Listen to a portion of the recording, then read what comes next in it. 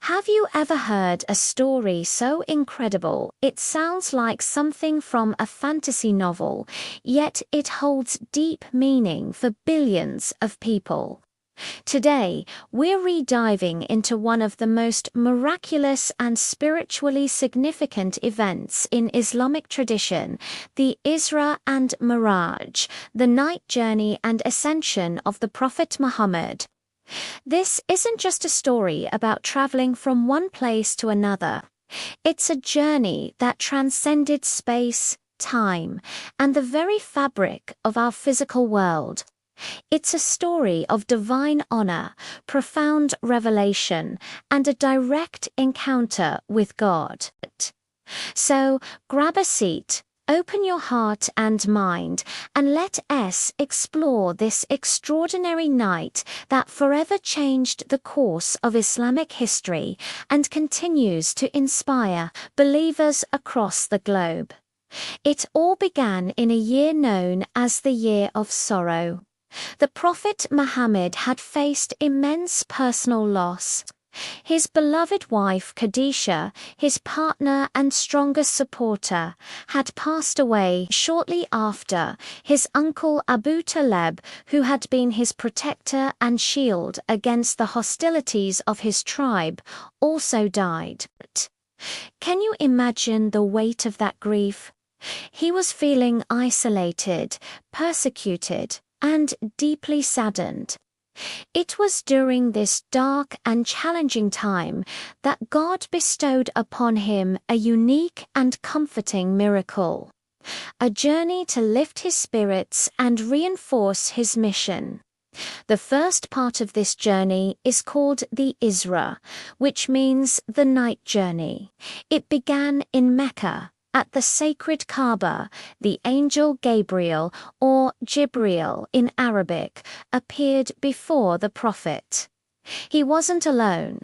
With him was a magnificent, winged creature, white as milk, larger than a donkey but smaller than a mule, named the Buraq. Its name comes from the Arabic word for lightning, and for good reason. Each of its strides was said to reach the furthest point the eye could see. Imagine the speed, the sheer power of this celestial steed. Prophet Muhammad mounted the Buraq, and with Gabriel by his side, they embarked on their journey. Their destination: the farthest mosque, Masjid Al-Aqsa in Jerusalem. This wasn't just a random choice.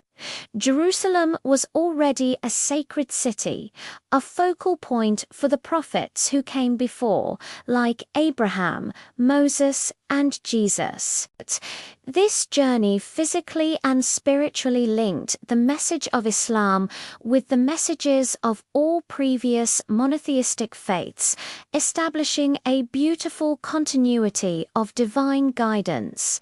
When they arrived in Jerusalem, a truly remarkable event took place. The Prophet Muhammad found all the prophets who had ever lived gathered there, waiting for him. Think about that for a moment. From Adam to Jesus, the greatest messengers in history were all present. And who did they choose to lead them in prayer? They chose Muhammad. This act symbolized his finality as the last prophet, uniting all the divine messages under one banner of submission to the one God. It was a powerful statement of unity and respect for the shared heritage of the Abrahamic faiths. Now, this incredible journey from Mecca to Jerusalem, covering hundreds of miles in a single night, would be astounding enough. But the night was far from over. This is where the second, even more breathtaking part of the journey begins. The Miraj, the ascension. From the sacred rock within the compound of Al-Aqsa, the very spot where the dome of the rock stands today, the Prophet Muhammad and Gabriel began their ascent into the heavens. This wasn't a physical flight through our atmosphere, it was a spiritual ladder, a passage through celestial realms that are beyond our human comprehension. They journeyed through 7 heavens, and at the gate of each one they were greeted by a different prophet. In the first heaven he met Adam, the father of all humanity. Imagine that encounter, the first prophet meeting the last. In the second heaven he met Jesus and John the Baptist. In the third, the handsome prophet Joseph. In the fourth, Enoch. In the fifth, Aaron, the brother of Moses. In the sixth heaven, he met Moses himself. This meeting was particularly significant.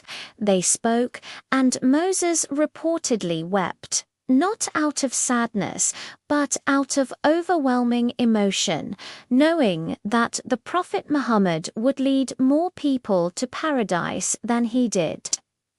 It was a moment of profound humility and mutual respect. Finally, in the seventh heaven, he met Abraham, the patriarch of the 3 great monotheistic faiths, resting against the frequently visited house, a celestial equivalent of the Kaaba in Mecca.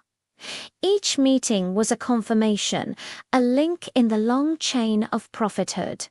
But the journey wasn't over. Gabriel then led the prophet to the Sidrat al-Muntaha, the lote tree of the utmost boundary. This tree marks the absolute end of celestial knowledge, a point beyond which no creation, not even the archangel Gabriel, could pass. Tear. Gabriel stopped, telling the prophet that he must continue the final stage of the journey alone. Imagine the solitude, the awe, the sheer spiritual intensity of that moment. Prophet Muhammad moved forward, entering into the divine presence, into a reality that no words can truly describe. It was a direct, intimate audience with God. Here, beyond the veil of creation, the core pillar of Islamic worship was established.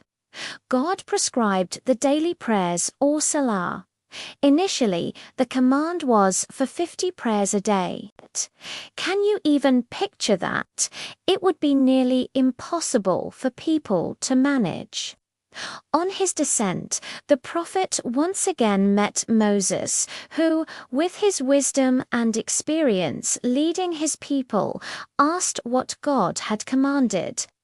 When Muhammad told him about the 50 prayers, Moses urged him to go back and ask for a reduction, saying, "Your people will not be able to bear it." So the prophet went back, and the number was reduced. This happened several times, with Moses repeatedly advising him to ask for a lesser burden, until finally the number was set at 5 daily prayers. God then declared that while they are 5 in practice, they would carry the reward of the original 50. This highlights God's immense mercy and compassion, and also the wisdom in seeking counsel.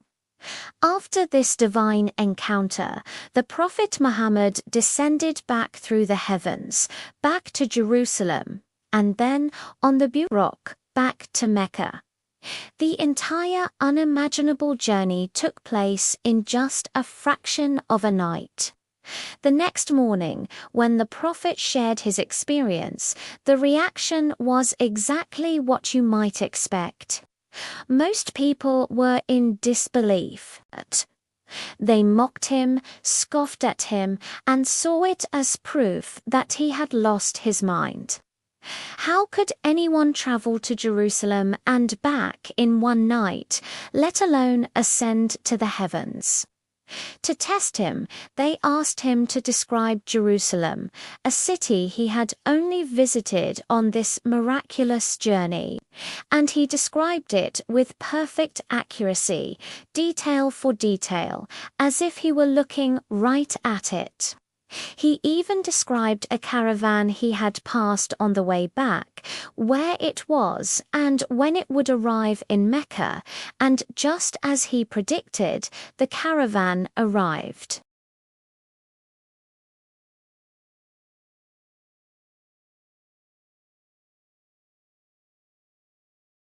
When the doubters rushed to tell him the outrageous story, hoping he would finally abandon Muhammad, his response was unshakable. He simply asked, "Did he really say that?" When they said yes, Abu Bakr replied, "If he said it, then it is true." He explained that if he could believe Muhammad receives revelation from heaven, a far greater miracle than believing he traveled to Jerusalem overnight was simple. For this unwavering faith, Abu Bakr earned the title Al-Siddiq, meaning the truthful or the verifier of truth. So, what is the lasting message of the Isra and Miraj?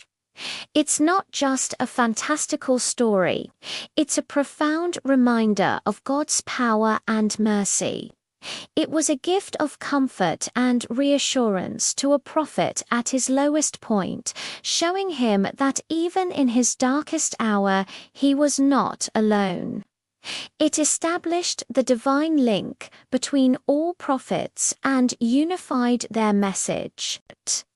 It is the story of how Muslims received the gift of the 5 daily prayers, a direct line of communication with God, a spiritual ascension that we can all experience every single day. The journey reminds us that with hardship comes ease, and that faith can make the impossible possible. It teaches us about the importance of prayer as a way to connect with the divine, to find peace, and to elevate our own spirits. It's a story of honor, of hope, and of a love so powerful it could bridge the gap between heaven and earth. It challenges us to look beyond the physical world and open our hearts to the possibility of miracles. Thank you so much for joining me on this incredible journey through the story of Isra and Miraj. I hope it offered you a new perspective or deepened your understanding. If you found this video insightful, please give it a thumbs up. And don't forget to subscribe and hit that notification bell so you won't miss our future explorations into faith, history, and spirituality. Until next time, take care.